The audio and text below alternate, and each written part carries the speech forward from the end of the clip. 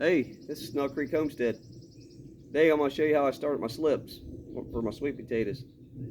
So I got videos out on sweet potatoes and tires, my results of that, how I did it. Them are good. I got a quick planting guide for your garden. You'll love that. So today we're starting our slips. So I'm a little backwards in order, but if you watch my playlist, it should turn out pretty good. If you like to look at some sweet potatoes that look good, look at the root mass on them. So, how do we do this? Well, it's once you know how to do it, it's pretty simple, like anything else. So let me move my camera down and I'll show you exactly how I start these dudes out.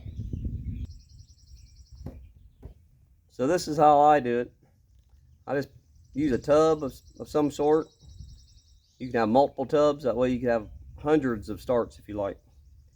So what I do is I put a layer of store-bought topsoil down, and then I put about 4 inches, and then I put my potatoes on, and I kind of just push them in the ground just a little bit, maybe an inch, and then I'll put a layer of sawdust on top, and you keep them lightly watered, just keep them moist.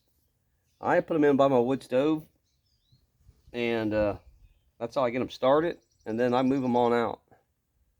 So the potato might look like this, where it's connected to it. So as you can see, it's moist here, about halfway. So I got soil, store-bought soil. It's probably about like that deep. And then I put the sawdust on top. But I'll put about a layer of 3 or 4 inches of sawdust on top and keep it moist. And that's how you start getting these roots, through the potato, through the sawdust. So that's a pretty good tip right there on that.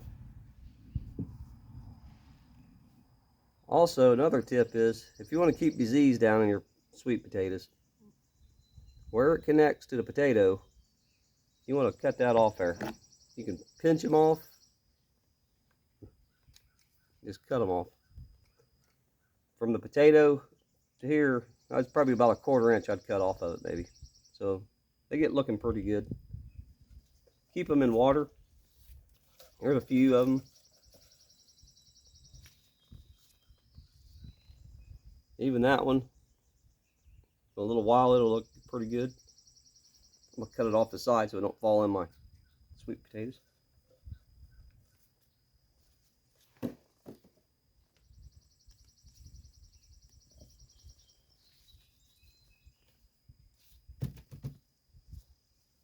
Pretty good root system, huh?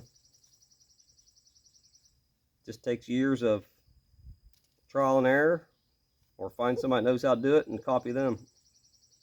That's the best way to do it. Get rid of this.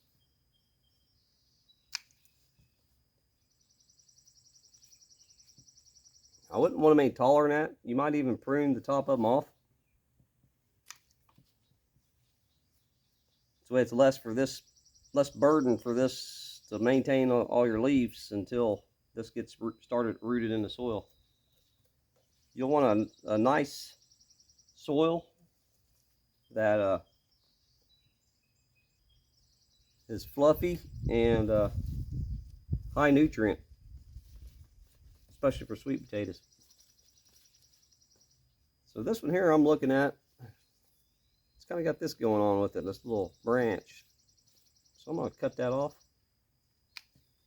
We're going to root that too. It goes in the water. I'm going to get rid of the part that was next to the potato for disease. We trim the top of it off. Back in. So we're going to harvest all these.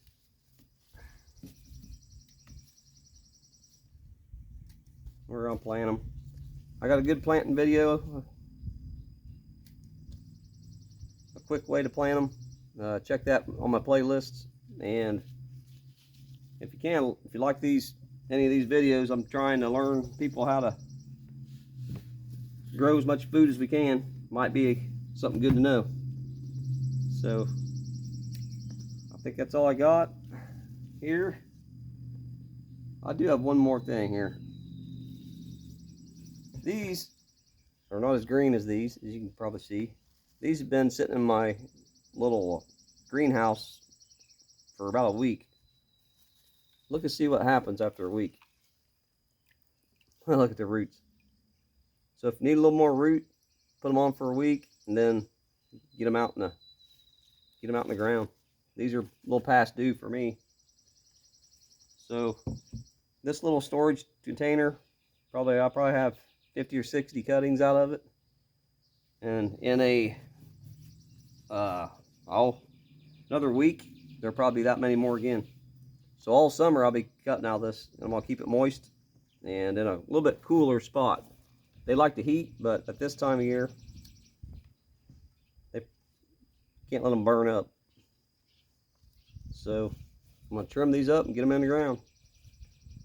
Snell Creek Homestead out.